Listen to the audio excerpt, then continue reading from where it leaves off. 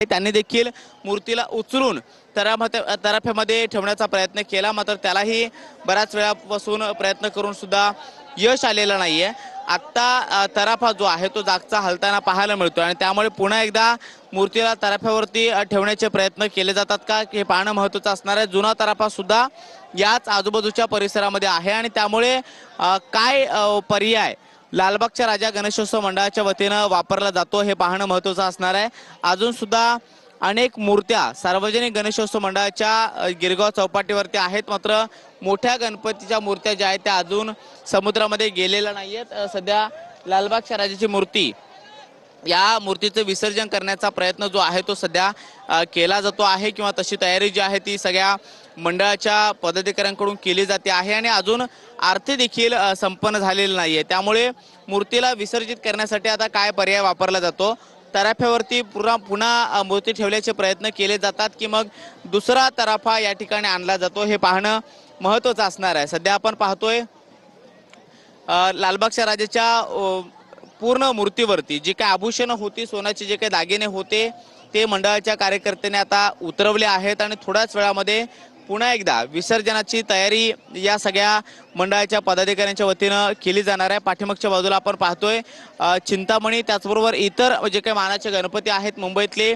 त्या सार्वजनिक गणपतींच्या मूर्त्या सुद्धा या ठिकाणी पोहोचलेल्या आहेत, गणपती पोहोचलेले आहेत। मात्र सगळी उत्सुकता लागून राहिली आहे ती म्हणजे लालबागच्या राजाची आणि लालबागच्या राजाच्या विसर्जनाची सगळी तयारी पूर्ण झालेली होती। तराफा पूर्णपणे हार फुलांनी सजवण्यात आलेला होता, मात्र आता आपण पाहतोय लालबागच्या राजाचा जो काही मूर्ती आहे ती तराफ्यावरती अद्याप चढलेली नाहीये। बराच वेळ लालबागच्या राजाचे सगळे मंडळातील जे काही कार्यकर्ते आणि पदाधिकारी आहेत त्यांच्या वतीने हे सगळे प्रयत्न केले जात आहेत, मात्र मूर्तीला तराफ्यावरती चढवण्यामध्ये कुठेतरी यश आलेलं पाहायला मिळत नाही आणि त्यामुळे आता विसर्जन कसं करायचं, लालबागच्या राजाला खोल समुद्रामध्ये कसं न्यायचं हा एक प्रश्न सगळ्या मंडळातील पदाधिकाऱ्यांना कार्यकर्त्यांना पडल्याचं पाहायला मिळतो आहे। आणि आता आपण पाहतोय असंख्य जे काही कार्यकर्ते आहेत मंडळाचे ते समुद्राच्या पाण्यामध्ये उतरले आहेत। मूर्तीच्या आजूबाजूला आपल्याला पाहायला मिळत आहेत काही आजूबाजूच्या स्पीड बोटी आहेत त्या सुद्धा इथं मदत करताना पाहायला मिळतात आणि या सगळ्या गर्दीवरती मुंबई पोलिसांचा चोख बंदोबस्त आणि नजर सुद्धा आपल्याला पाहायला मिळते आहे। खरं तर गिरगाव चौपाटीवरती लालबागच्या राजाचं दरवर्षी मोठ्या थाटामाटामध्ये विसर्जन होतं आणि अगदी जड अंतकरणानं म्हणून लालबागच्या राजाला निरोप दिला जातो, मात्र यंदा काहीशी परिस्थिती जी आहे ती वेगळी पाहायला मिळते। खरं तर विसर्जनाची सगळी तयारी झाल्यानंतर लालबागच्या राजाच्या आरतीसाठी जे भाविक इथे मोठ्या प्रमाणामध्ये जमतात त्या भाविकांची गर्दी इथे हजारोंच्या संख्येनं पाहायला मिळते, मात्र विसर्जनासाठी जे आवश्यक असतं ते म्हणजे मूर्तीला तराफ्यावरती शिफ्ट करणं, कारण तोच तराफा खोल समुद्रापर्यंत आतमध्ये घेऊन जाण्यासाठी मदत करतो। मात्र आता या तराफ्यावरती लालबागच्या राजाची मूर्ती चढवण्यामध्ये मंडळाला आता सध्या तरी यश आलेलं नाहीये।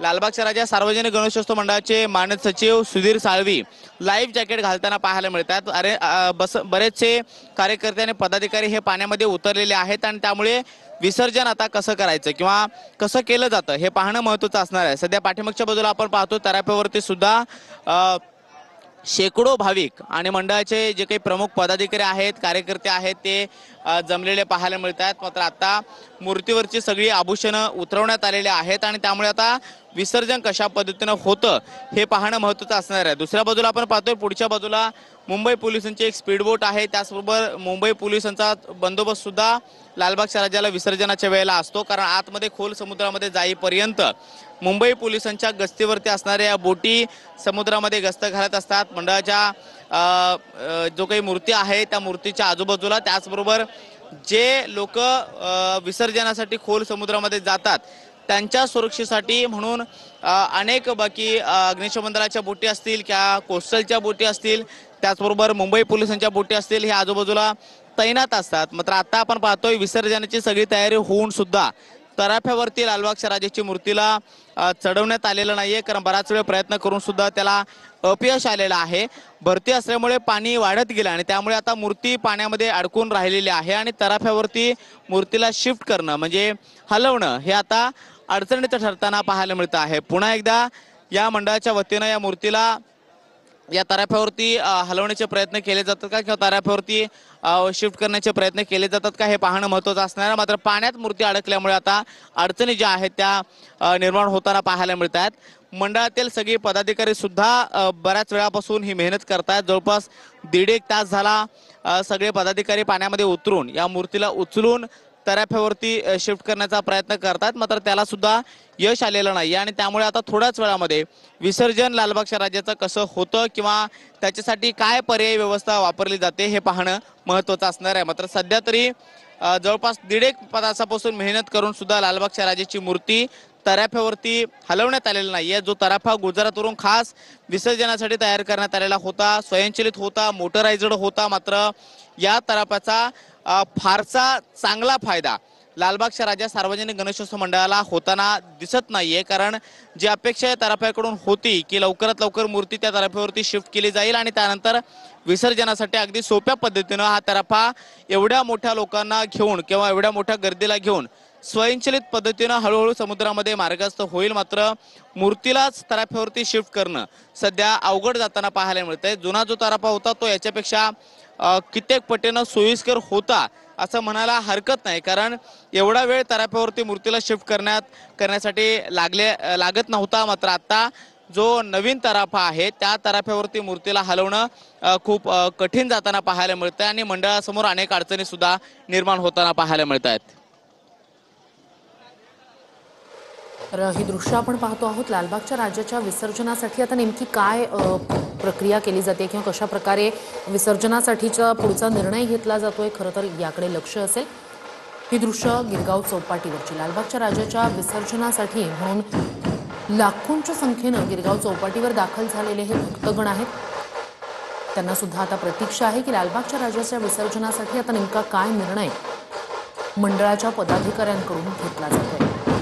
लालबागच्या राजाच्या विसर्जनासाठी म्हणून या ठिकाणी अत्याधुनिक मोटराईज असा तराफा बनवण्यात आलेला होता, तो फुलांनी सजवण्यातही आलेला होता। मात्र यावर्षी पहिल्यांदाच अशा प्रकारे मोटराईज तराफा वापरला जात होता, त्यामुळे ही गणपती बाप्पाची मूर्ती जी आहे म्हणजे लालबागच्या राजाची मूर्ती जी आहे ती त्या तराफ्यावर विराजमान करताना नेमकं कशा प्रकारे करायचं किंवा त्याबाबत थोड्याशा अडचणी त्या ठिकाणी मंडळाच्या पदाधिकाऱ्यांना आल्याचं आपण पाहतोय। अंदाज येणं सुद्धा पहिल्या वेळेला अशा प्रकारे तराफ्याचा वापर करताना कठीण असतं, त्यामुळे आता इतर यंत्रणा या ठिकाणी सध्या सज्ज आहेत। विसर्जनासंदर्भात आता मंडळाकडून नेमका काय निर्णय घेतला जातो हे पाहणं महत्त्वाचं आहे।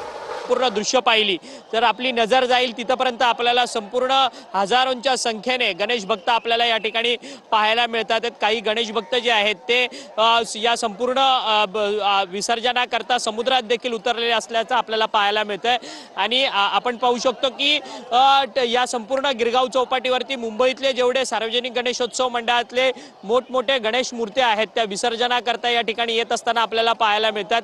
लालबागचा राजा गणेशोत्सव मंडळाचा विसर्जन जो आहे तो या ठिकाणी होत असतानाच आपण पाहू शकतो की उमरखाडीचा राजा असेल, त्याचसोबतच चिंचपोकळीचा चिंतामणी असेल, असे अनेक गणेशोत्सव या सार्वजनिक गणेशोत्सव मंडळाचे उंच मूर्त्या गणपतींच्या उंच मूर्त्या ज्या आहेत त्या विसर्जनाकरता गिरगाव चौपाटीवरती दाखल झालेल्या असल्याचं आपल्याला पाहायला मिळतंय। कालपासून या मुंबईतली विसर्जन मिरवणूक जी आहे ती सुरुवात झालेली असल्याचं आपल्याला पाहायला मिळतंय।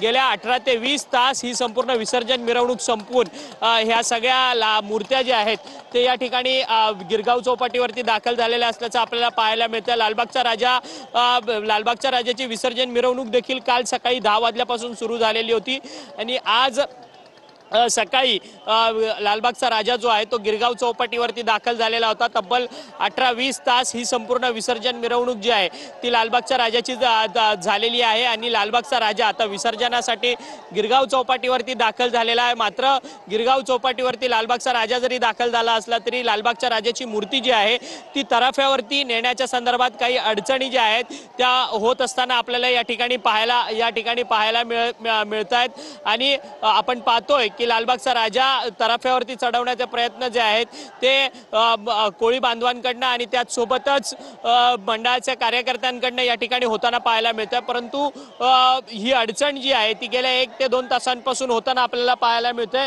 आणि संपूर्ण प्रयत्न जे आहेत ते या ठिकाणी लालबागच्या राजाला तराफ्यावरती चढवण्याचे प्रयत्न जे आहेत ते होताना आपल्याला पाहायला मिळत आहेत। आणि दुसरीकडे आपण पाहू शकतो की मुंबई पोलिसांचं बोट जी आहे ती या ठिकाणी दाखल झालेली असल्याचं आपल्याला पाहायला मिळत आहे। सुरक्षेच्या कारणास्तव संपूर्ण कडेकोट सुरक्षा व्यवस्था मुंबई पोलीस असतील किंवा कोस्ट गार्ड असतील त्यांच्याकडनं या ठिकाणी होताना आपल्याला पाहायला मिळत आहे। कोण आहे?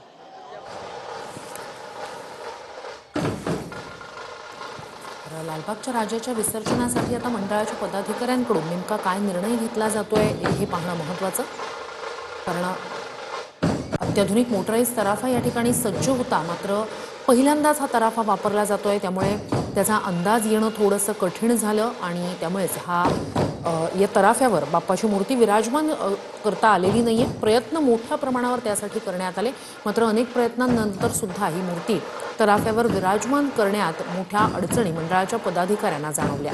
गेल्या 1.5 तासापासून हे प्रयत्न सुरू आहेत, मात्र आता पुढे काय निर्णय घेण्यात येणार याकडे आता सगळ्यांचं लक्ष लागलेलं आहे।